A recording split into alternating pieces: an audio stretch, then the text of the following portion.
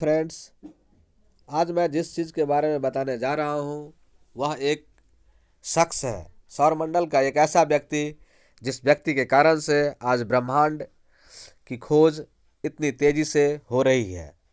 युद्ध स्तर पर सैटेलाइट का निर्माण हो रहा है। युद्ध स्तर पर आज जो मिसाइल देख रहे हैं आप, उसी के कारण से है। ये कोई एपीजे अब्दुल कलाम नहीं है, ये कोई न्यूटन नहीं है, कोई आइंस्टीन नहीं है, लेकिन इन सबों के पूर्वज, इन सबों से बड़े हैं वो हमारा आर्यभट्ट साहब हैं। महान खगोलविद और गणितज्ञ हैं। इस आर्यभट्ट के बारे में क्लास 7th में पाठ 19 हिंदी किसलय विषय में पढ़ना भी है, और मैं बच्चों को पढ़ाते हुए यह सोचा था कि मैं यूट्यूब पर भी इसे अपलोड करूं और कुछ विशेष जानकारियां भी बच्चों को दूं कि हमारे आर्यभट्ट, हमारी पीढ़ी के या हमारे पूर्वज कौन है, क्या है, क्यों हम इनके पढ़ते हैं, क्यों इनका अध्ययन करना चाहिए, हमारे प्रेरणा स्रोत हैं, तो क्यों ना हम इनका अध्ययन करें। तो चलते हैं बिना टाइम वेस्ट किए हुए इनके अध्ययन करने की ओर। ये रुद्राक्षधारी कोई शिवलिंग के पुजारी हैं या विष्णु भगवान के भक्त हैं, इनकी जानकारी हम लेते हैं। भारतीय गणितज्ञ आर्यभट्ट की जीवनी और गणित में इनका योगदान और क्या क्या सिद्धांत है, क्या क्या खोज है, इनके बारे में संपूर्ण जानकारी लेंगे। और मैं ये भी यूट्यूब के माध्यम से गूगल के माध्यम से ही मैं ये नोट्स तैयार किया हूँ। ये मेरा कोई अपना नोट्स नहीं है दोस्तों, फिर भी एक बेहतरीन नोट्स है जिसे मैं आप लोगों के बीच साझा कर रहा हूँ। तो चलते हैं बिना टाइम वेस्ट किए हुए हम अपने अध्ययन की ओर। आर्यभट्ट प्राचीन भारत के सबसे महान गणितज्ञ, ज्योतिषविद और खगोल शास्त्री थे। विज्ञान और गणित के क्षेत्र में उनका योगदान अतुलनीय है, जिसकी तुलना किसी चीज़ से नहीं की जा सकती है, किसी वैज्ञानिक से नहीं की जा सकती है।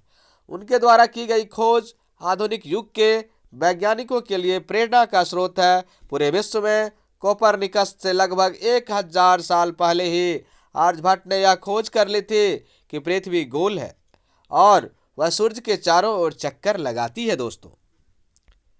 और ये बहुत ही महत्वपूर्ण बात है, बहुत ही अच्छी टॉपिक है, जिसको हम अध्ययन करें तो हमारा विकास ही होगा, हमारा बौद्धिक क्षमता भी, IQ भी बढ़ेगा दोस्तों। और इनका नाम आर्यभट्ट था और इनके जन्म के बारे में बहुत किंवदंती है, फिर भी इस किंवदंती को हम दूर करते हुए चलते हैं। इनका नाम जो है दोस्तों आर्यभट्ट है, आर्यभट्ट, और इनका जन्म दिसंबर ईसा संवत 476 ईस्वी पूर्व हुआ था। और इनके मृत्यु, जिनका जन्म होता है इनका मृत्यु भी होता है दोस्तों, और 550 ईसा संवत में 74 वर्ष की अवस्था में इनकी मृत्यु हो गई।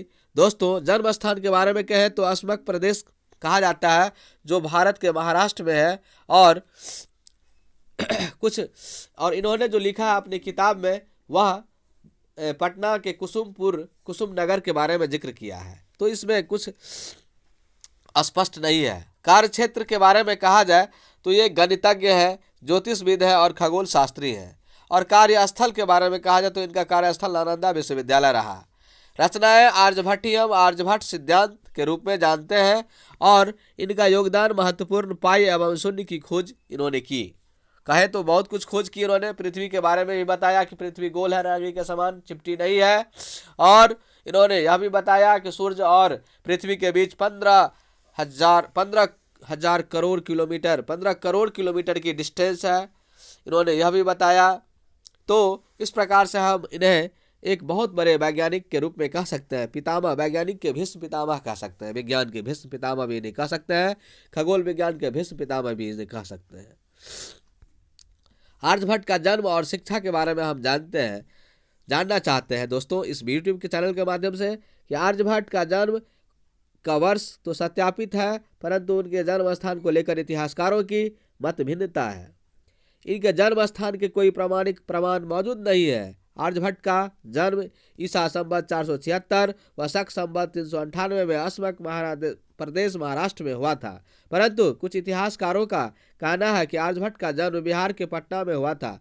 प्राचीन समय में पटना का नाम पाटलिपुत्र था और यहाँ के कुसुमपुर में इनका जन्म स्थान माना जाता है दोस्तों।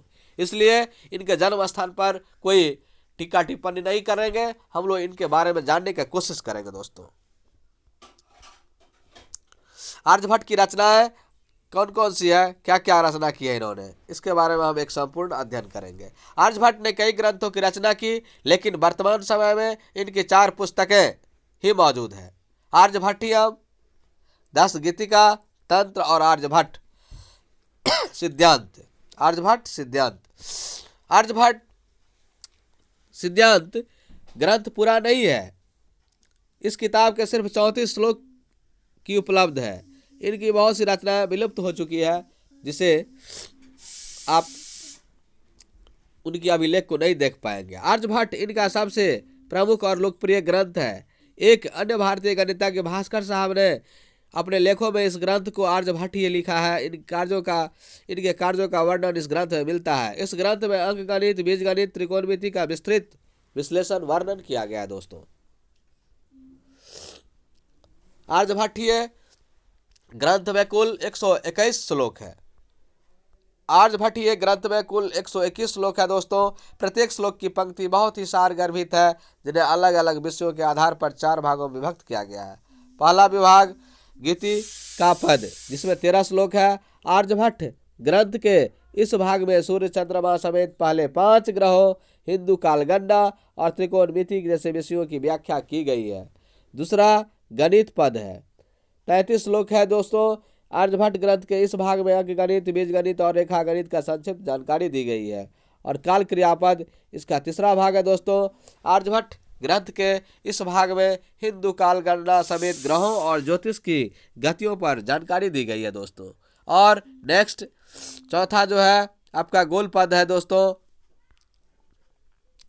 आर्यभट्ट ग्रंथ के इस भाग में स्पेस साइंस, ग्रहों की गतियां, सूर्य से दूरी, सूर्य ग्रहण, चंद्र ग्रहण के बारे में विस्तृत जानकारियां दी गई है। दोस्तों, सूर्य ग्रहण और चंद्र ग्रहण के बारे में आप जानते हैं कि जब पृथ्वी की पूरी छाया ढक ले सूर्य को तो सूर्य ग्रहण हो जाती है, और जब चंद्रमा की पूरी छाया ढक ले पृथ्वी को सूर्य को तो आपका ये सूर्य ग्रहण होता है। और जब पृथ्वी की पूरी छाया ढक ले चंद्रमा को तो आपका चंद्र ग्रहण हो जाता है। दोस्तों, इन्होंने जो यंत्र का खोज किया था उस यंत्र के बारे में भी अब डिस्कस कर ही लेना अच्छा होगा। शंकु यंत्र, छाया यंत्र, बेलनाकार हस्ती यंत्र, छत्र यंत्र, जल घड़ी, कोण मापी उपकरण और धनुर यंत्र, चक्र यंत्र का आविष्कार इन्होंने बनाया था। दोस्तों, समझिए ऐसे।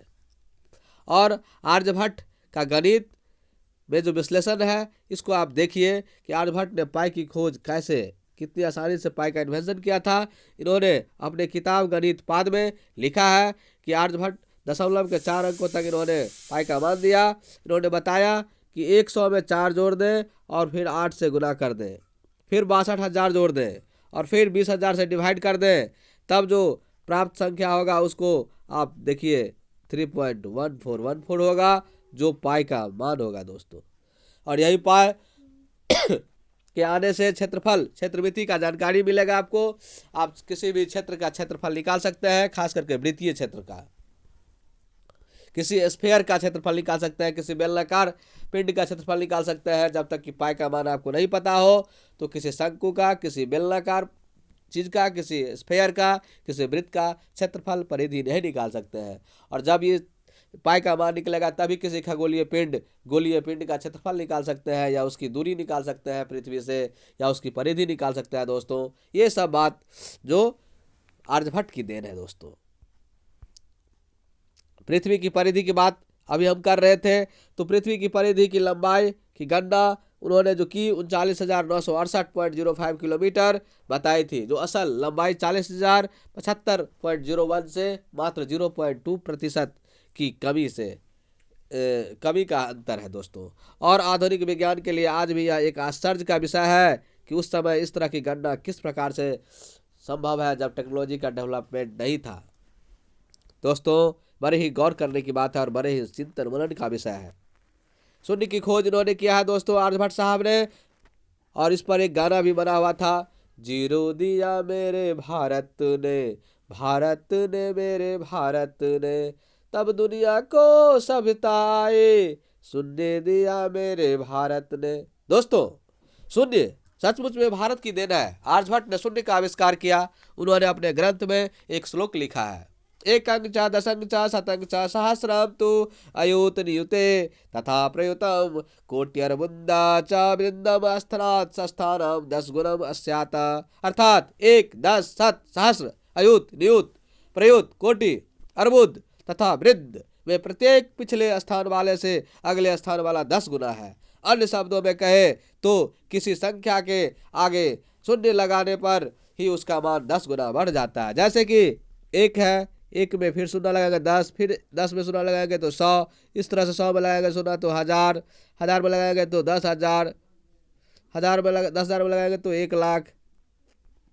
तो कहने का मतलब है दोस्तों कि ये शून्य का आविष्कार कर दिए थे तभी ये संभव हुआ, इस तरह का कंसेप्ट। तो शून्य का खोज हमारे देश में आर्यभट्ट साहब ने ही किया।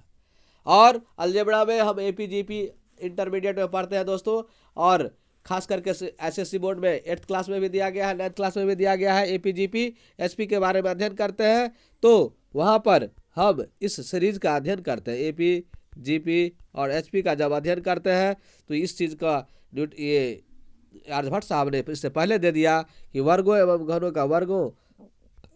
दोस्तों आर्यभट्ट साहब ने वर्गों के किसी संख्या के वर्गों का योगफल अंतिम संख्या तक का योगफल का सूत्र दिया,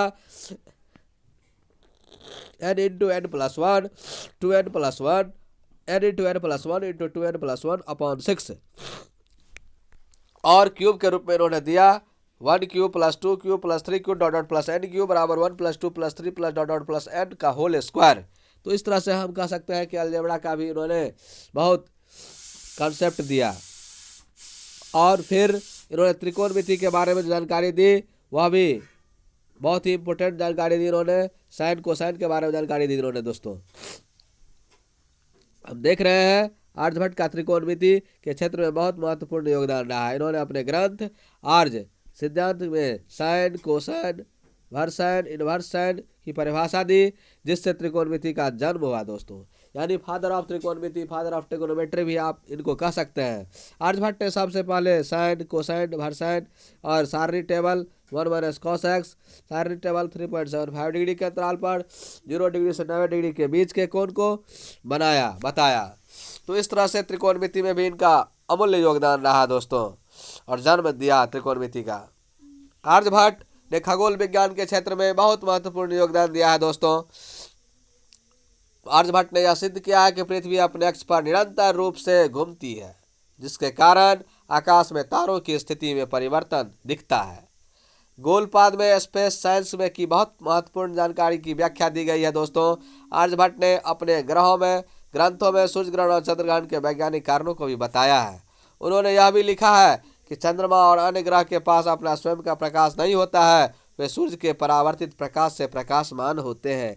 यानी कि फिजिक्स भौतिकी का भी उन्हें बहुत ही अच्छा सा ज्ञान रहा है। दोस्तों आर्यभट्ट ने यह भी बताया है कि पृथ्वी अपने अक्ष पर घूमते हुए सूर्य की परिक्रमा करने में 23 घंटे 56 मिनट और 1 सेकंड का समय लेती है।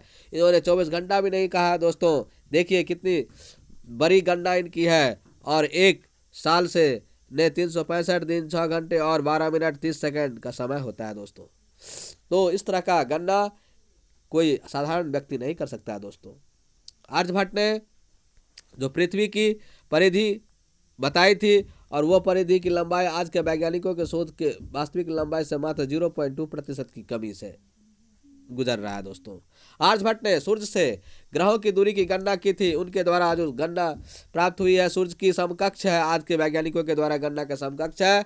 सूर्य से पृथ्वी की दूरी 15 करोड़ किलोमीटर है। दोस्तों जिसे 1 एस्ट्रोनॉमिकल यूनिट कहा जाता है। 1 AU बराबर 15 करोड़ किलोमीटर, 1 AU बराबर 15 करोड़ किलोमीटर।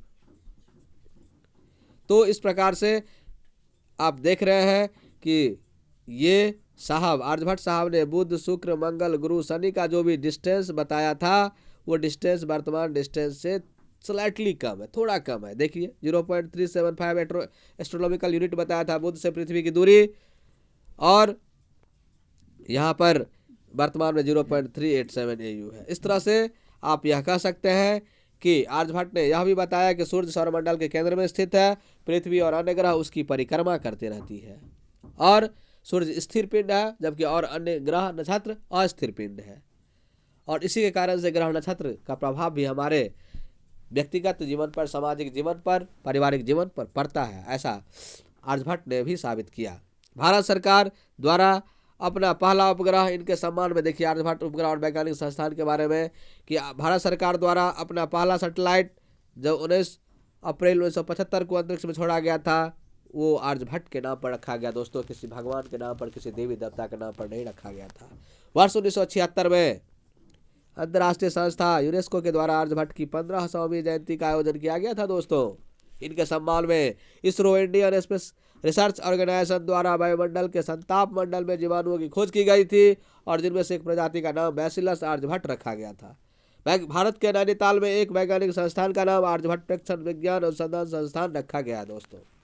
तो इस प्रकार से हम अपने वैज्ञानिक का इतना सम्मान देते हैं, उनके मृत्यु के बाद भी, उनका निधन के बाद भी आज वो जीवित है हम लोगों के बीच में दोस्तों। जिनका जन्म होता है उनकी मृत्यु निश्चित होती है, और फिर भी मरने के बाद भी आज वो जीवित है हम लोगों के बीच में। इनकी मृत्यु 550 ईस्वी संवत 774 वर्ष की अवस्था में हुई थी दोस्तों।